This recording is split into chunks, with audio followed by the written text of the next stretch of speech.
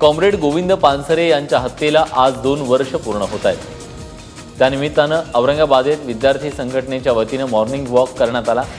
आज 2 वर्षांनंतरही पानसरेंचे मारेकरी मोकाट आहेत। पोलिसांना अद्यापही पानसरेंचे मारेकरी पकडण्यात यश आले नाहीये, त्यामुळे पानसरेंच्या मारेकऱ्यांना बेड्या ठोकण्याची मागणी करण्यात आली। डॉक्टर बाबासाहेब आंबेडकर विद्यापीठातील आंबेडकर पुतळ्यापासून ते भडकलकर गेटपर्यंत हा मॉर्निंग वॉक काढण्यात आला। कॉम्रेड पानसरे यांना मारण्यात आलं याची कारणं स्पष्ट आहेत। महाराष्ट्रामध्ये ज्या काही प्रतिगामी सनातनी संघटना आहेत त्या मानवता, सहिष्णुता, जातीयंत याचा विरोध करतात, समानतेचा विरोध करतात आणि ह्या मूल्यांसाठी पानसरे सातत्याने वेगवेगळ्या पद्धतीने काम करत होते।